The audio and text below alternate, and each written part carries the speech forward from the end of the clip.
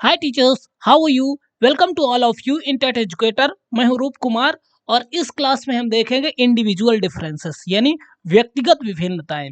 बच्चों में हो या कि समाज में हो, एक व्यक्ति किन किन स्तरों से दूसरे व्यक्ति से भिन्न है, या कि जब आप क्लासरूम में जाएंगे और कितने प्रकार के डिफरेंट टाइप के बच्चे मिलेंगे और उनके साथ क्या स्ट्रेटजी होगी।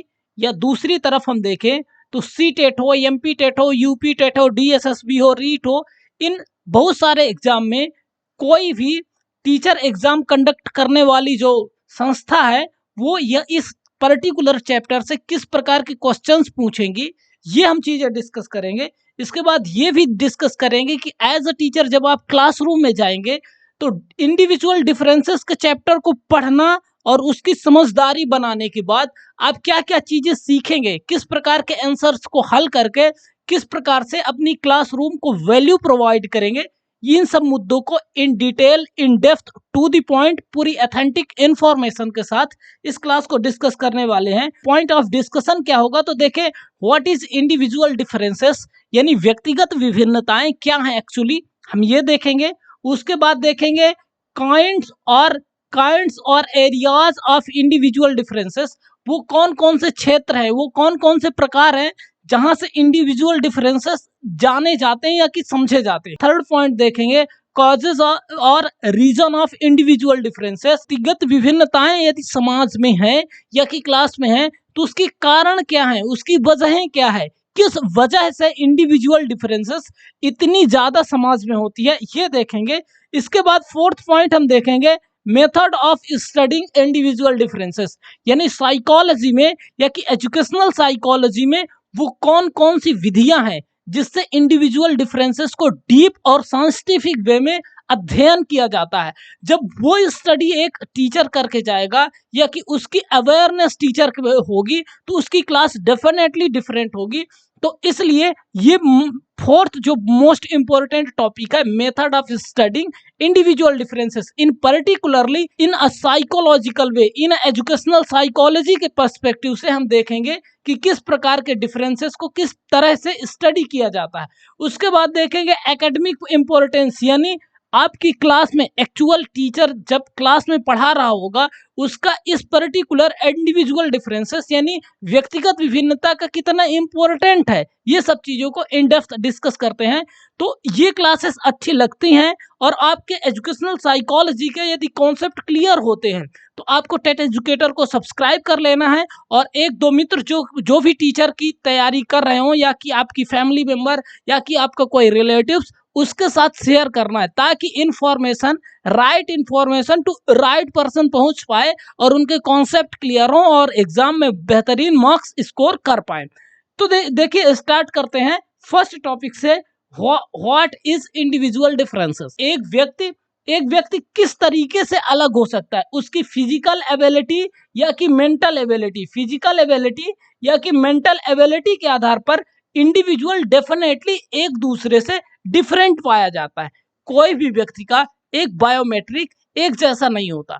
सेम ट्विंस यदि हो, जुड़वे बच्चे हों, उनके यदि देखने में अच्छे हैं, हो सकता है देखने में समानताएं हैं या कि हो सकता है कि उनके रंग रूप, चेहरे, आंखें, बहुत सारी इक्वलिटी होने के बावजूद भी उनका इंटरेस्ट, उनका टाइप ऑफ स्टडी, उनका स्पोर्ट और लॉजिक करने का तरीका डिफरेंट बेस ऐसे होंगे जिसमें उसके इंडिविजुअल डिफरेंसेस होगी।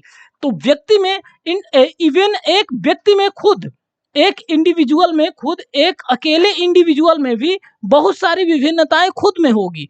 हो सकता है वो स्पोर्ट में अच्छा हो पर वो एकेडमिक्स में अच्छा नहीं हो, तो व्यक्ति के अंदर भी दो रूपों में विभिन्नताएं पाई जाएंगी। अब यदि बात करें कि पॉइंट्स और एरिया ऑफ इंडिविजुअल डिफरेंसेस यानी इंडिविजुअल डिफरेंसेस किस क्षेत्र में होंगे, किस प्रकार से होंगे, तो ये देखें दो प्रकार के एरियाज डिफाइन किए गए हैं पर्टिकुलरली कि वो जितने भी इंडिविजुअल डिफरेंसेस होंगे, जितनी भी कैरेक्टरिस्टिक्स अलग अलग होगी वो दो बेस में होगी, या कि हेरिडिटी या बायोलॉजिकल फैक्टर वहां पे काम कर रहे होंगे यानी अनुवांशिकता या कि दैहिक विशेषताएं एक दूसरे से अलग होंगी, या कि इन्वायरमेंटल या एक्सटर्नल फैक्टर होंगे यानी पर्यावरणीय या कि बाह्य तत्व होंगे जिनके आधार पर हम इंडिविजुअल डिफरेंसेस को डिफाइन करेंगे। यदि पहले फैक्टर्स की बात करें इंडिविजुअल डिफरेंसेस में यानी व्यक्तिगत विभिन्नता में होता है, सेक्स में किस प्रकार से इंडिविजुअल डिफरेंसेस होगा? देखिए जर्नली या बायोलॉजिकली 3 प्रकार के, इंडिविजुअल मेल हो सकता है, इंडिविजुअल फीमेल हो सकता है, इंडिविजुअल थर्ड जेंडर हो सकता है जिसको हम किन्नर बोलते हैं कि दूसरे शब्दों से संबोधित करते हैं। तो 3 प्रकार के इंडिविजुअल डिफरेंसेस सीधा बायोलॉजी से है कि हेरिडिटी आनुवांशिकता से निकल के आते हैं 3 प्रकार के डिफरेंस। फिर उसके बाद आता है इंटेलिजेंस यानी बुद्धि यदि बात करें तो बुद्धि भी बायोलॉजिकल होती है और हर एक व्यक्ति में एक जैसी नहीं होती। इवन ट्विंस में आप यदि साइंटिफिक मेथड से चेक करेंगे या कि उनका आईक्यू चेक करवाएंगे तो उसमें भी वेरिएशन आएगा, उसमें भी विभिन्नता आपको मिलेगी। तो इंटेलिजेंस में आता है आईक्यू जिसको बोलते हैं इंटेलिजेंस कोशिएंट। आईक्यू यदि हम निकलवाना चाहें किसी भी बच्चे का या कि देखना चाहे तो उसको आईक्यू बोलते हैं, वो नंबर फॉर्मेट में होता है। हो सकता है इवन किसी का 120 हो, किसी का इट माइट बी 70, किसी का 140 जो कि रेयर एंड रेयरेस्ट केस में मिलता है। तो डिफरेंट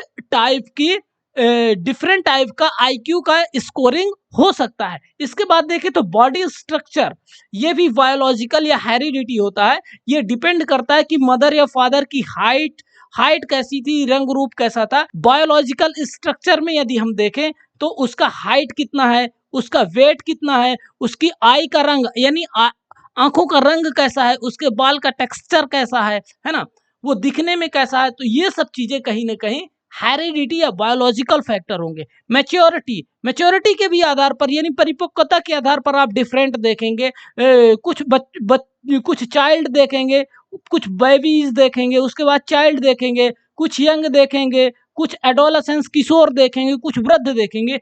इस तरीके से समाज में डिफरेंट टाइप के इंडिविजुअल आपको मिल जाएंगे। तो ये भी कहीं ना कहीं व्यक्तिगत विभिन्नता का ही हिस्सा हुई ना।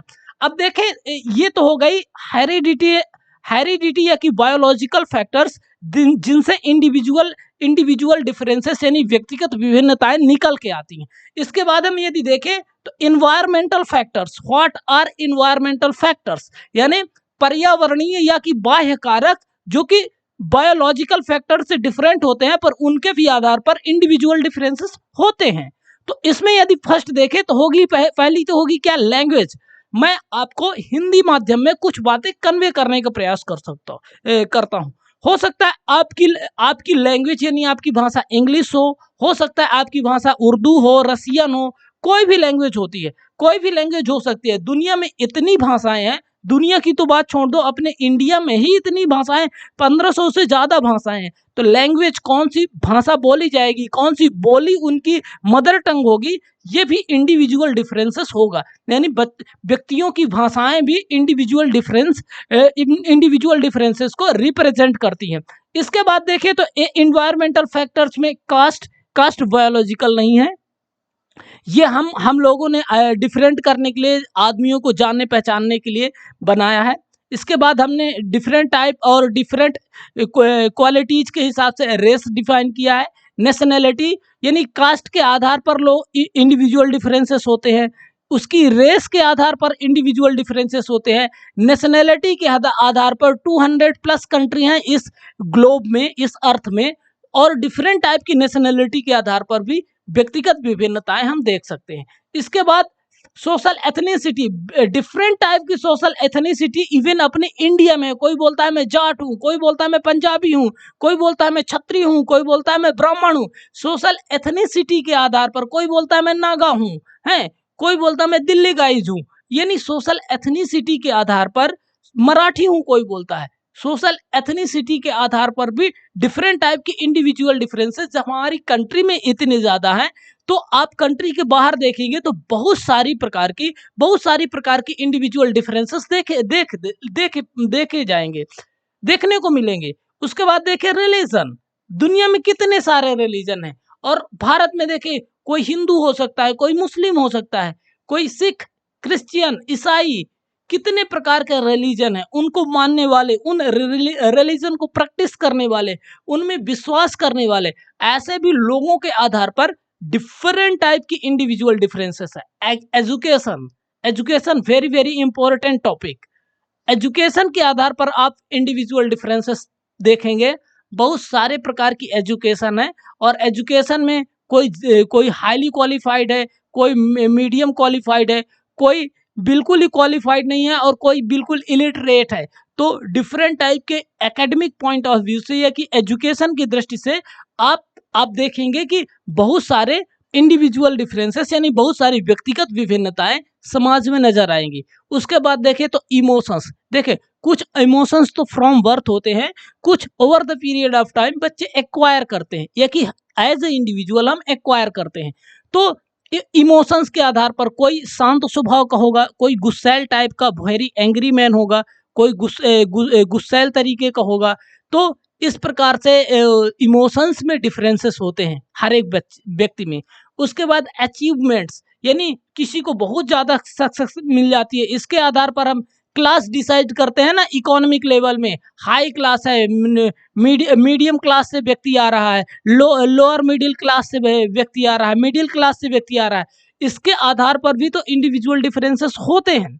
तो अचीवमेंट्स के आधार पर क्लास डिसाइड हो जाते हैं, तो वहाँ भी इंडिविजुअल डिफरेंसेस हो गया। फिर पर्सनालिटी वेरी इंपॉर्टेंट, ये कई बार आपके साइकोलॉजी में ये होता है। पर्सनालिटी में एक्चुअली होता क्या है, कुछ होता है एक्सट्रोवर्ट इंडिविजुअल। एक्सट्रोवर्ट वर्ड का मतलब जो अपनी भावों अपनी बातों को प्रदर्शित करने में संकोच नहीं रखते, झिझक नहीं रखते, वो दूसरों के साथ कोलैबोरेट करते हैं। आप उनको मंच दे दो तो आराम से बात कर लेंगे, अपनी बातें रख लेंगे, या पर्टिकुलर टॉपिक दे दो तो वो एक्सप्रेस कर पाएंगे, जितना भी उनको आता है, जितना उनको पता है वो बता पाएंगे। तो इसको बोलते हैं एक्सट्रोवर्ट पर्सनालिटी टाइप इंडिविजुअल। इसके बाद दूसरा होता है, इसको बहिर्मुखी भी हिंदी में बोलते हैं। दूसरा होता है इंट्रोवर्ट। इंट्रोवर्ट का मतलब होता है अंतर्मुखी, यानी इसके पास हो सकता है नॉलेज बहुत हो सकता है बहुत सारी चीजें जानता हो, पर ये बहुत आसानी से दूसरों से इंगेज नहीं कर पाता। ये अपनी भावनाओं को एक्सप्रेस करने में थोड़े सा संकोच करते हैं। इसको किसी लड़की को आई लव यू बोलने में बहुत टाइम लगेगा, ये बहुत सोचेगा, ये इतना जल्दी कह नहीं पाएगा। इनको बोलते हैं introvert type personality of individual. और थर्ड होता है एम्बिवर्ट, जो दोनों का मिक्सचर होता है, वही राइट पर्सनालिटी होती है इंडिविजुअल की। अब मोस्ट ऑफ जो इंडिविजुअल होते हैं तो एम्बिवर्ट टाइप होते हैं। वो सिचुएशंस, राइट सिचुएशंस में आई लव यू भी बोल देते हैं, अपनी भावनाएं भी प्रदर्शित कर देते हैं, और हर कहीं अपने रिलेशंस भी नहीं बनाते घूमते। तो तीसरा एम्बिवर्ट टाइप पर्सनैलिटी होती है, जो राइट पर्सनैलिटी साइकोलॉजी में समझी जाती है। इसके बाद देखें तो इसके आधार पर आपको 3 प्रकार के इंडिविजुअल डिफरेंसेस पता होंगे। फिर इसके बाद देखेंगे इंटरेस्ट, एप्टीट्यूड एंड एटीट्यूड, यानी व्यक्तियों के या कि बच्चों के इंटरेस्ट में आप अलग पाएंगे।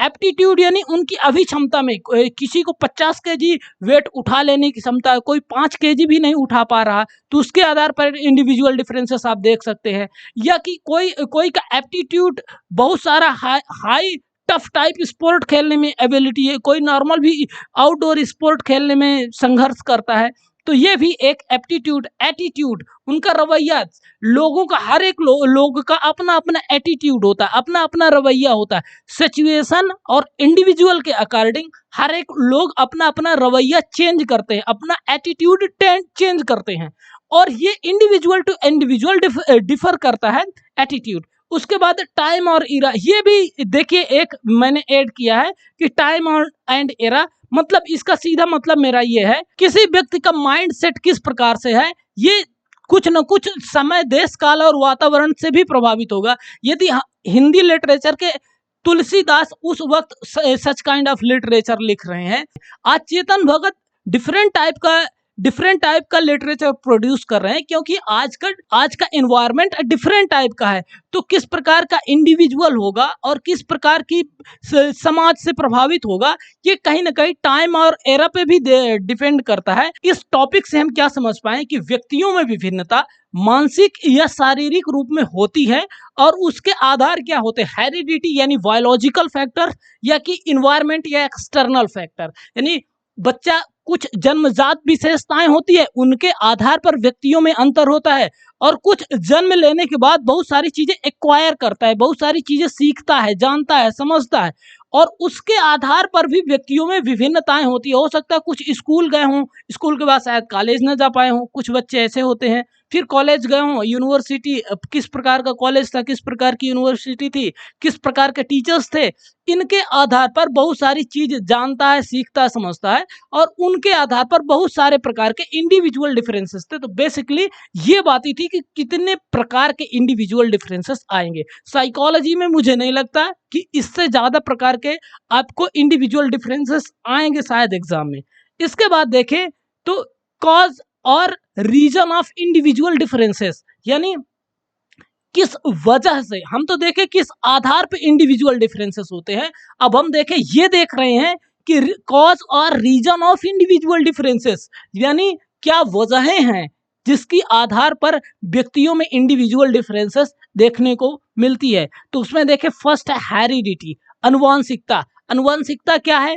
देखें हर एक इंडिविजुअल में, हर एक व्यक्ति में जन्मजात कुछ विशेषताएं होती है। माता पिता गुणसूत्र के माध्यम से कुछ विशेषताएं, जैसे उनकी हाइट क्या होगी, उनका वेट कैसा होगा, उनका स्ट्रक्चर कैसा होगा, उनकी स्किन टोन कैसी होगी, उनका इंटेलिजेंस, इवन इंटेलिजेंस कैसा होगा, बहुत सारी चीजें ऐसी होती हैं जो हेरिडिटी ही निर्धारित कर देती है, और इसी की वजह से इंडिविजुअल डिफरेंसेस व्यक्तियों में मिलते हैं। फिर इसके बाद इन्वायरमेंट और इन्वायरमेंटल फैक्टर्स में देखें, यानी बच्चा पैदा तो हो गया और पैदा होते ही जन्मजात बहुत सारे गुण हैं, बहुत सारी विशेषताएं हैं, पर उसके अलावा भी वो अपने पर्यावरण से, अपने फैमिली से, अपने स्कूल से, टीचर से, मित्रों से, स्पोर्ट्स से, बहुत सारे इंस्टीट्यूशन से क्या सीखता है, क्या जानता है और किस प्रकार का अपना माइंडसेट डेवलप करता है, इसको भी कहीं ना कहीं एक वजह होगी।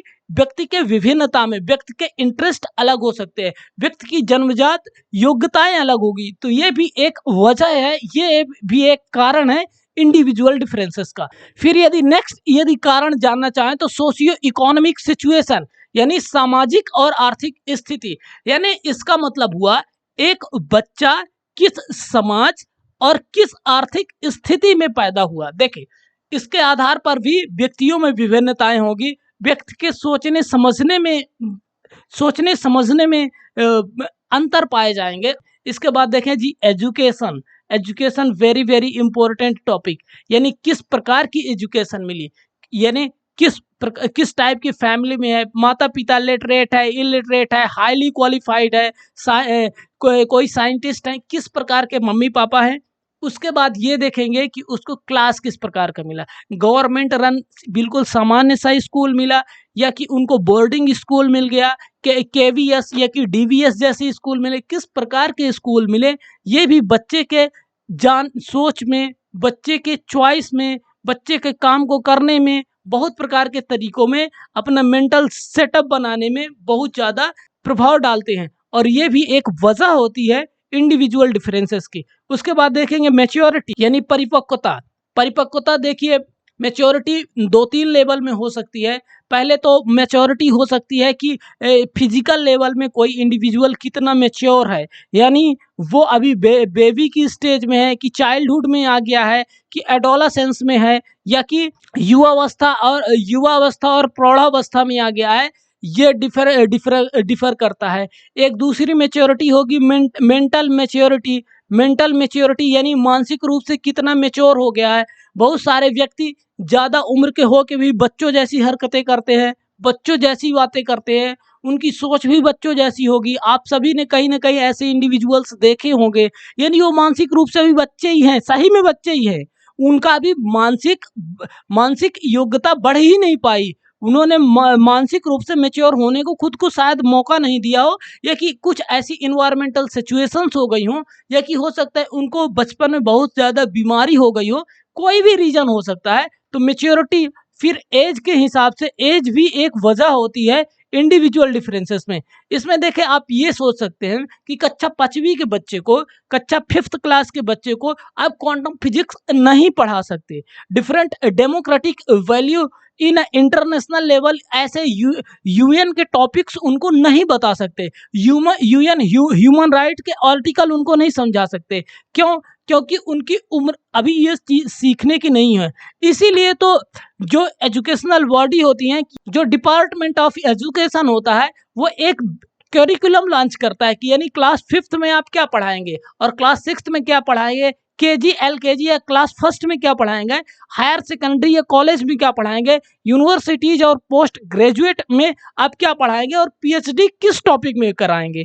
तो ये भी एज भी एक व्यक्तियों की विभिन्नता की वजह होती है। तो ये था इंडिविजुअल डिफरेंसेस के कारण, यानी व्यक्तिगत विभिन्नता होगी पर उसकी वजहें क्या होगी, जिसमें आप देख सकते हैं हेरिडिटी, आप जान सकते हैं एनवायरमेंट, फिर सोशियो इकोनॉमिक सिचुएशन, यानी बच्चा किस सामाजिक और किस आर्थिक स्थिति में पैदा होता है, किस ज्योग्राफी में, रिमोट लोकेशन में कि मेट्रो सिटी में पैदा होता है, इससे भी उनकी इंडिविजुअल डिफरेंसेस में फर्क होगा। फिर एजुकेशन, एजुकेशन किस प्रकार से मिले, बच्चे के एजुकेशन का लेवल क्या हुआ, वो किस प्रकार के टीचर मिले, किस प्रकार के स्कूल मिले, किस प्रकार के कॉलेजेस उसको पढ़ने को मिले, उनको एज ए सोसाइटी हम किस प्रकार की फैसिलिटीज दे पाए। उसके बाद मैच्योरिटी यानी परिपक्वता। देखिए परिपक्वता मानसिक हो सकती है या कि शारीरिक हो सकती है। यदि शारीरिक की बात करें तो डिफरेंट स्टेज होते हैं, शैशवावस्था, बाल्यावस्था, किशोरावस्था, युवावस्था, प्रौढ़ावस्था, वृद्धावस्था। इस प्रकार की अवस्थाओं के आधार पर भी इंडिविजुअल डिफरेंसेस यानी व्यक्तिगत विभिन्नताएं हमारे देश, समाज, घर, परिवार में हम आसानी से देख सकते हैं। उसके बाद उम्र देख सकते हैं, जिसके आधार पर क्यूरिकुलम डिसाइड होता है। हर एक स्टेट का, हर एक कंट्री का जो डिपार्टमेंट ऑफ एजुकेशन होता है वो ये समझता है कि किस स्तर में बच्चों की मेच्योरिटी का, मेंटल मेच्योरिटी का क्या लेवल है, हम किस प्रकार का कंटेंट उसको दें कि वो उसको समझ पाए, उसको जान पाए, उस अपने मानसिक लेवल में उन चीज़ों को एक्वायर कर ले। तो ये थी रीज़न, ये थी वजहें जो व्यक्तिगत विभिन्नता की बनती हैं। इसके बाद देखें तो एक चीज होती है कि method studying of individual differences.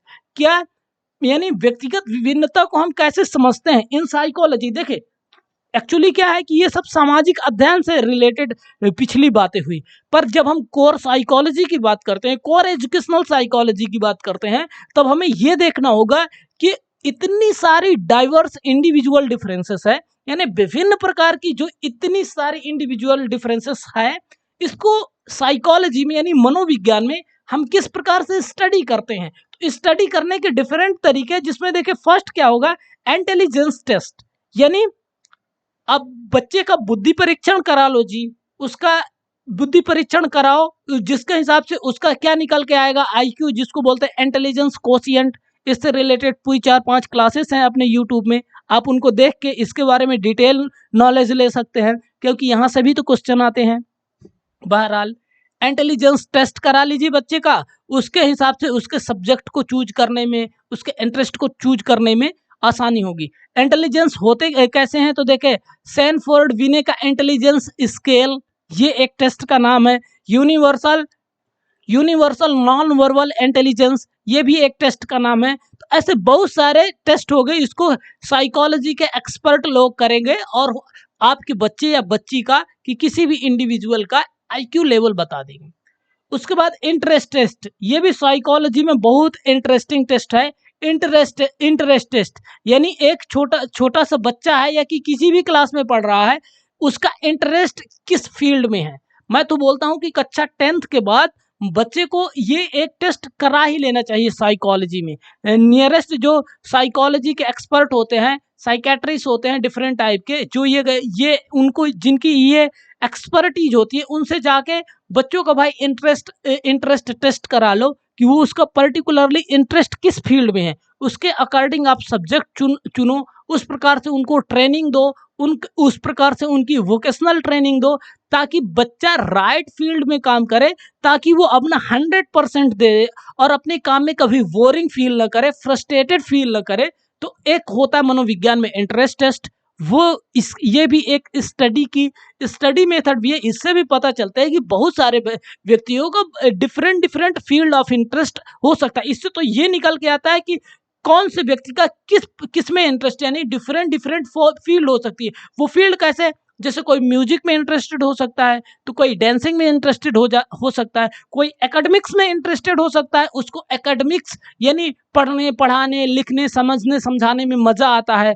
कोई राइटर बनना चाहता है, वो समाज के बहुत सारे माध्यमों की कहानियां गढ़ लेता है, नॉवेल्स बना लेता है, नॉवेल्स लिखने में इंटरेस्ट कोई पोएट बनना चाहता है, वो पोएट्रीज के माध्यम से एक आर्ट वर्क करना चाहता है। हो सकता है कोई को पेंटिंग या ड्राइंग में इंटरेस्ट हो। तो इंटरेस्ट, एरिया ऑफ इंटरेस्ट का एक साइकोलॉजी में टेस्ट होता है, वो करा लेना चाहिए। या कि इससे ये भी पता लगता है कि इंडिविजुअल डिफरेंसेस कितने ज़्यादा ब्रॉड लेवल में हैं। इसके बाद देखिए तो अचीवमेंट टेस्ट। अचीवमेंट टेस्ट होता है कि मनोविज्ञान में अचीवमेंट यानी किस एरिया में ये बेहतर अचीव कर पाएंगे, उनका अचीवमेंट का लेवल लाइफ में कैसा रहा, इन सब चीज़ों का एक मनोवैज्ञानिक टेस्ट करवा सकते हैं। इसके बाद पर्सनालिटी टेस्ट, इसको मैंने पहले भी डिस्कस किया है और पर्सनालिटी टेस्ट बता देते हैं भाई। इसमें पता चलता है 3 प्रकार की पर्सनालिटी होती है शिक्षा मनोविज्ञान में जो पढ़ाई जाती है।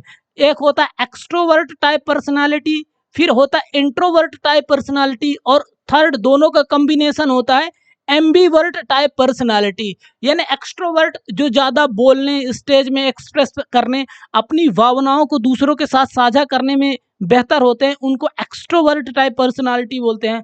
फिर दूसरा होता है introvert type personality. Introvert type personality क्या होते हैं, जो थोड़ी सी शर्मीले टाइप के होते हैं, वो लड़कियों को आई लव यू बोलने में बहुत वक्त लेंगे, वो बहुत कुछ सोचेंगे, उसके बाद डरते हुए जाएंगे और बोलेंगे। और तीसरे होते हैं एम्बीवर्ट टाइप, जो सही भी होते हैं, और अधिकांश व्यक्ति एम्बीवर्ट ही होते हैं। वो समय के अनुसार एक्सट्रोवर्ट बन जाते हैं और समय के अनुसार इंट्रोवर्ट बन जाते हैं, ना हर कहीं अपनी भावनाएं बताते घूमते हैं और ना ही हमेशा शर्माते घूमते हैं। तो तीसरा होता है एम्बीवर्ट टाइप। तो इस प्रकार से भी पर्सनालिटी के टेस्ट होते हैं, जिससे इंडिविजुअल डिफरेंसेस पता किए जा सकते हैं कि हमारा बच्चा, हमारा मित्र, हमारा भाई, हमारा पड़ोसी किस टाइप की पर्सनालिटी है, तो उसको किस प्रकार से डील किया जाना चाहिए, या कि उसके लिए कौन सा प्रोफेशन सही होना चाहिए।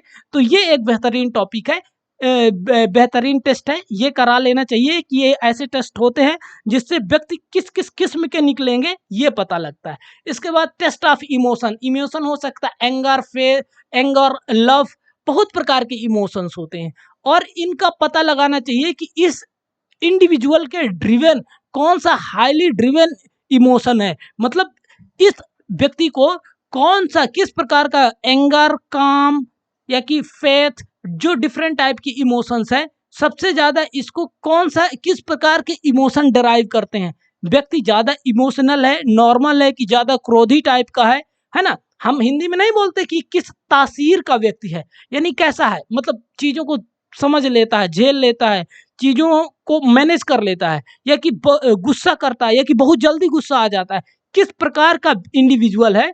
तो ये भी इससे पता, किससे पता चलेगा, साइकोलॉजिकल टेस्ट। और कौन सा साइकोलॉजिकल टेस्ट होगा, टेस्ट ऑफ इमोशंस। इससे भी इंडिविजुअल के डिफरेंसेस पता लगते हैं। फिर इसके बाद होता है टेस्ट ऑफ इमोशंस हो गया, इसके बाद होता है एप्टीट्यूड टेस्ट, यानी अभिक्षमता परीक्षण। आपका किस फील्ड में एक्सपर्टीज ज्यादा हो सकती है, आपके इंटरेस्ट में, या कि आपकी बॉडी में, आपकी साइको फिजिक में किस प्रकार के एप्टीट्यूड है। साइको फिजिक मतलब शारीरिक और मानसिक योग्यता सबसे ज्यादा किस एरिया की है, किस एरिया की है, किस फील्ड की है।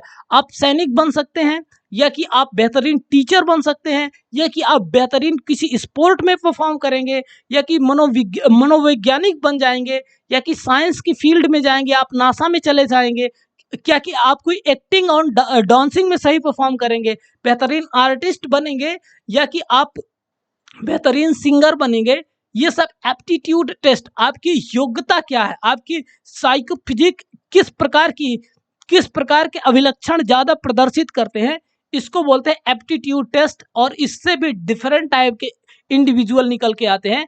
तो ये बहुत सारे आधार हैं जो इंडिविजुअल डिफरेंसेस को स्टडी करने में सहायता देते हैं। हमें खुद किस प्रकार के टेस्ट की जरूरत है, हम यहाँ से ये भी डिफाइन कर सकते हैं, या कि हमारे बच्चे को, या कि हमारे मित्र को, या कि हमारे किसी रिलेटिव्स को किस प्रकार का टेस्ट करा के उसके लाइफ को बेनिफिशियल बनाया जा सकता है, उसके लाइफ में वक्त न बर्बाद हो, कौन से कार्य में वो बेहतर होगा, किस कार्य को सजेस्ट किया जाता है। ये कि आपसे कोई पूछता है कि यार मुझे क्या करना चाहिए, मुझे समझ नहीं आता, तो उसको अपने हिसाब से बताना नहीं चाहिए, क्योंकि हम सभी मनोविज्ञान या साइकोलॉजी के एक्सपर्ट नहीं हैं। उसको ये एडवाइस करना चाहिए कि आप किसी साइकेट्रिस्ट के पास जाओ, किसी शिक्षा मनोवैज्ञानिक के पास जाओ, वो आपका प्रॉपर टेस्ट करेंगे, वो प्रॉपर आपको डायग्नोस करेंगे, इंटेलेक्चुअल एबिलिटी को, साइकोफिजिकल एबिलिटी को, आपके इंटरेस्ट को डायग्नोस करेंगे। डायग्नोस के बाद आपको 2-3 ऑप्शन दे देंगे, उसमें आप जो भी करोगे बेहतर ही करोगे। तो ये कहीं ना कहीं मेथड ऑफ स्टडी थे व्यक्तियों की विभिन्नता को जानने, समझने, परखने के लिए। अब देखें, अब वेरी इंपॉर्टेंट जो होगा एकेडमिक इंपॉर्टेंस, इसका क्या मतलब हुआ। देखें, अब ये तो टॉपिक हम पढ़ लिए और ये हम विभिन्न प्रकार के इंडिविजुअल डिफरेंसेस पढ़ लिए, पर कहीं ना कहीं ये हमारे जो कि हम टीचर बनने वाले हैं उनके पॉइंट ऑफ व्यू से ये जितने भी प्रकार के इंडिविजुअल डिफरेंसेस पढ़े, जितने भी आधार पढ़े, उनको केंद्र में यदि आपने बच्चों को रखा है, यदि आपने इंडिविजुअल्स को आपके क्लासरूम के स्टूडेंट को रखा है, तो आप समझ पाएंगे कि किस आधार पे किस बच्चे को किस प्रकार के टेस्ट की जरूरत है, या कि किस आधार पे इंडिविजुअल डिफरेंट हो सकते हैं। लोगों की सोच, लोगों के बात करने का तरीका, उनके शब्दों का चयन किस प्रकार से डिफरेंट है, आप बहुत आसानी से गेस कर पाएंगे। तो एकेडमिक इंपॉर्टेंस क्या होगा इस चैप्टर को पढ़ने के बाद, तो देखेंगे टीचिंग मेथड एंड स्ट्रेटजी। आपको शिक्षा की कौन सी विधि किस क्लास में अच्छी होगी, क्योंकि एज के हिसाब से भी तो इंडिविजुअल डिफरेंसेस होते हैं ना। अब लेक्चर मेथड आप हायर सेकेंडरी की क्लास को 11-12 के बच्चों को बताएंगे तो अच्छा लगेगा, उनको समझ में आएगा, क्योंकि उनकी मेंटल मैच्योरिटी उस लेवल तक बन गई है। पर यही मेथड आप 12th और सेकंड और थर्ड के बच्चों को करेंगे तो कहीं ना कहीं प्रॉब्लम्स क्रिएट होंगी, बच्चों को समझ नहीं आएगा। बच्चों को स्टोरी के माध्यम से बताओ, बच्चों को प्लेवे मेथड से बताओ, बच्चों को एक्टिविटीज के थ्रू समझाओ, बच्चों को लेक्चर मत दो, वहां पे मानसिक योग्यता उस लेवल की नहीं पहुंची। तो हम टीचिंग मेथड्स हम चूज कर सकेंगे कि कौन सी शिक्षण विधि बेहतर होगी। हम स्ट्रेटजी बनाएंगे क्लास की, यानी हमें ये टॉपिक बताना है तो इस क्लास के इस मेंटल लेवल के बच्चों को बताना है, तो कौन सी राइट स्ट्रेटजी होगी जिससे हम अपनी क्लास को बता सके। टीचिंग एड्स, जब हम पढ़ा रहे होते हैं तो हम अपने टॉपिक के अकॉर्डिंग अपने टॉपिक को सपोर्ट करने के लिए, या कि हम जो बात बताएंगे उसको सपोर्ट करने के लिए कुछ टीचिंग एड्स होती हैं।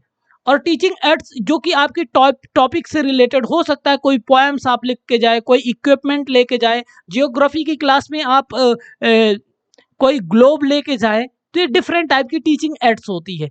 ये आप right teaching aid to right class of student आप सेलेक्ट कर पाएंगे, क्योंकि आपको पता है इंडिविजुअल डिफरेंसेस हैं बच्चों में, उनका इंटरेस्ट अलग है बच्चों में, उनका मानसिक योग्यताएं अलग हैं बच्चों में, उनकी जो शारीरिक और मानसिक जो अवस्थाएं हैं वो अलग अलग है, यानी सीखने के माध्यम भी अलग अलग डेफिनेटली होंगे।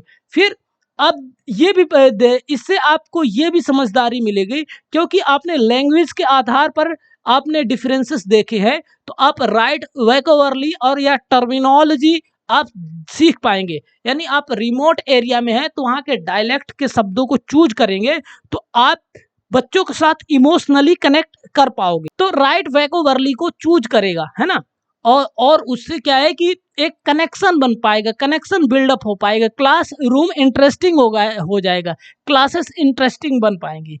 इसके बाद देखिएगा तो इमोशनल एंगेजमेंट कैसे होगा, यानी भावनात्मक जो इंगेजमेंट है ये कैसे बन पाएगा। यानी आपको पता है कि इंडिविजुअल डिफरेंसेस हैं, बच्चों में बहुत प्रकार की विभिन्नता है।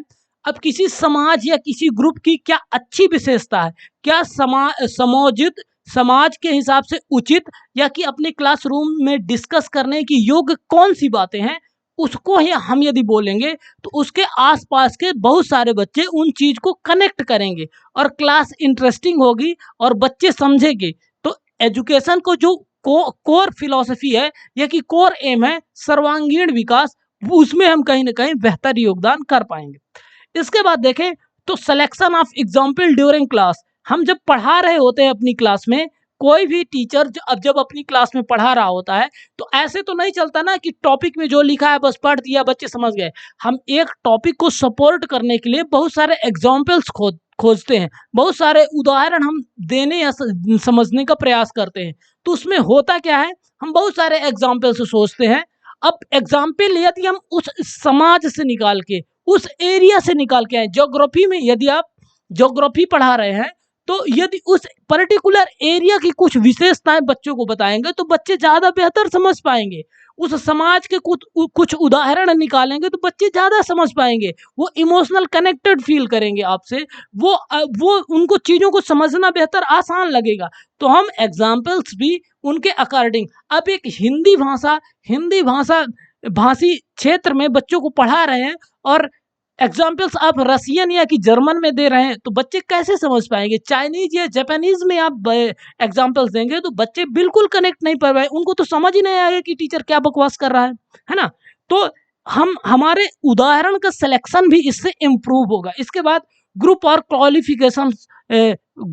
Classification of children. इसका मतलब होता है समूह या कि विभेदीकरण। हम कोई पर्टिकुलर यदि एक्टिविटी करा रहे हैं तो हमें इंडिविजुअल डिफरेंसेस में जो इंटरेस्ट है, एटीट्यूड या एप्टीट्यूड हमने जो पढ़ा है, तो हम ये जानते हैं कि बच्चों का डिफरेंट टाइप का एटीट्यूड होता है, डिफरेंट टाइप का एप्टीट्यूड, डिफरेंट टाइप का इंटरेस्ट होता है।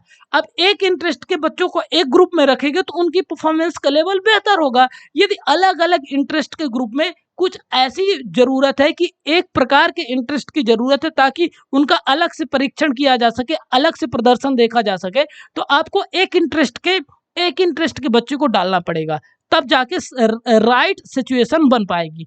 या कि ऐसी डाइवर्सिटी का काम है तो अलग अलग इंटरेस्ट के बच्चों को डाल दीजिए। यदि आर्ट का कोई वर्क कर रहे हैं तो जिन बच्चों को आर्ट से रिलेटेड, ड्राइंग से रिलेटेड, पेंटिंग से रिलेटेड ज़्यादा दिमाग चलता है, चाहे बच्चे हों या बच्चियाँ, ज़्यादा इंटरेस्ट है तो उनको एक साथ रखो, काम राइट होगा। तो हम कहीं ना कहीं जब ग्रुप बना रहे हैं, जब हम क्लासिफाइड कर रहे हैं अपनी क्लास में कोई एक्टिविटी के लिए, तो हम कहीं ना कहीं हमें इंडिविजुअल डिफरेंसेस वाले चैप्टर को याद में रखेंगे और इसका डेफिनेटली बेनिफिट मिलता है। फिर इसके बाद देखें तो एक इम्पोर्टेंट टॉपिक क्या है, असाइनमेंट या होमवर्क। देखिए हमने क्या पढ़ा है, एप्टीट्यूड और एटीट्यूड हमने पढ़ा है, इसके आधार पर डिफरेंसेस होते हैं, यानी बच्चे की योग्यता और क्षमताओं में अलग अलग अंतर आता है। तो यदि हम मनोविज्ञान को बढ़िया से जान समझ पाए हैं, शिक्षा मनोविज्ञान में बेहतर इंटरेस्ट के साथ सीख पाए हैं, तो हमें देखें एक जैसे हर एक बच्चे को होमवर्क देना मनोवैज्ञानिक आधार पर बिल्कुल गलत है। तो क्या करना चाहिए, हमें बच्चों की योग्यता, बच्चों की मानसिक क्षमता और बच्चों के इंटरेस्ट के अकॉर्डिंग हमें खुद सिलेक्शन करना है, हमें खुद अपनी अंडरस्टैंडिंग बेहतर करनी है कि किस बच्चे को किस स्तर का होमवर्क दिया जा सकता है या कि किस लेवल का होमवर्क दिया जाना चाहिए। तो ये कहीं ना कहीं असाइनमेंट और होमवर्क को प्रोवाइड करने में भी हेल्पफुल होगा। वोकेशनल गाइडेंस यानी व्यवसायिक मार्गदर्शन, यानी बच्चे का कौन सा राइट प्रोफेशन होगा, ये तो उसके इंटरेस्ट के साइकोलॉजिकल टेस्ट से पता चलेगा। अब पेरेंट्स आते हैं, डिफरेंट टाइप के पेरेंट्स आते हैं और बोलते हैं सर जी ये बताओ हमारा छोरा क्या कर लेगा या कि क्या सही करेगा। तो आप अपने हिसाब से नहीं बताएंगे कि बच्चा स्पोर्ट में अच्छा तो इसको खेल में कोई स्पोर्ट की एकेडमी में डाल दो, आप ऐसा नहीं बोल सकते। As a responsible person, as a responsible teacher आप बोलेंगे कि देखें आप इनका साइकोलॉजिकल टेस्ट करा ले, फला जगह करा ले, या कि आप सजेस्ट कर सकते हैं कि इस एरिया में बहुत अच्छे साइकेट्रिस्ट रहते हैं तो वहाँ पे आप चले जाएं और इनका इंटरेस्ट और एप्टीट्यूड 2-3 टेस्ट करा लीजिए। उसके बाद वो रिजल्ट निकाल के 2-3 एरिया आपको दे देंगे और बच्चा वहाँ पे बेहतर ही परफॉर्म करेगा, क्योंकि वो मनोवैज्ञानिक या कि वैज्ञानिक तरीका होगा ये चीज़ें पता करने का। हम मनोवैज्ञानिक नहीं हैं, हमारी उतनी दृष्टि सूक्ष्म नहीं है कि हम उन सब चीज़ों को जान समझ पाए। हाँ, हम दूर से देखते हैं कि इसका गाने में अच्छा है, गाना अच्छा गा लेता है, या कि देखते हैं कभी कभी जोक अच्छा करता है तो कॉमेडी के एरिया में अच्छा जाएगा, एक्टिंग भी बेहतर है, मतलब एक्टिंग में भी, पर ये सही तरीका नहीं है। देखें हम सही से गाइडेंस नहीं कर सकते। तो ये होगा वोकेशनल या वोकेशनल गाइडेंस, यानी व्यवसायिक मार्गदर्शन भी इससे किया जा सकता है और राइट मार्गदर्शन किया जा सकता है। तो देखिए जी, ये था इंडिविजुअल डिफरेंसेस। हम सभी में as a society, as a समाज इस प्रकार की विभिन्नताएं या कि विशेषताएं होती हैं, जिससे हम चीज़ों को जान पाते हैं, समझ पाते हैं और हम अपने बच्चों के लिए हम अपने क्लासरूम में या कि हमारे एग्ज़ाम में अच्छी अंडरस्टैंडिंग बना के, जो गाल्टन ने एक चीज़ प्रारंभ की थी व्यक्तियों की विभिन्नता को जानने समझने का, वो इस क्लास के माध्यम से हमने जानने समझने का प्रयास किया। कुछ चीज़ें यदि रह गई हों तो आप कमेंट सेक्शन आपके लिए खुला है। आप 2-3 कमेंट करिए, हम उसमें एक शॉर्ट या कि 2-3 मिनट का वीडियो लाएँगे, ज़रूरत होगी 5 मिनट का लाएँगे या कि क्लास को इम्प्रूव करेंगे। पर इससे पहले ये है कि आप बताएँ तो सही, आप जानें तो सही। तो ये थी व्यक्तिगत विभिन्नता की एक ये प्यारी-सी क्लास। इसको आप देखें, लाइक कर दें, कुछ मित्रों के साथ शेयर करें, स्पेशली उनके साथ शेयर करें। आपकी बहन हो सकती है, आपकी मौसी हो सकती है, कोई भी रिलेटिव्स हो सकते हैं जो जिन्होंने बीएड के बाद सीटेट की प्रिपरेशन करना है या कि कोई भी टीचिंग एग्जाम की प्रिपरेशन करना है या कि कर रही हैं, वो घर से कर रही हैं या कि जाती हैं, पढ़ाती हैं, कहीं भी कर रही हैं, तो उनको ये क्लासेस बहुत हेल्पफुल होगी। उनके साथ देखें जी, शेयर कर लें। आप भी चैनल को सब्सक्राइब करें, 2-3 लोगों को बोल दें कि भाई ये चैनल सब्सक्राइब कर लीजिए, क्योंकि बेहतर क्लासेस यहाँ पे मिल रही हैं और फ्री क्लासेस मिल रही हैं। तो सब्सक्राइब कर लें इस टेट एजुकेटर चैनल को। मिलते हैं एक नए वीडियो में, नए क्लास में, एक नए टॉपिक के साथ। तब तक के लिए wish you best of luck for your next upcoming examination. Thank you so much for watching this video. Thank you.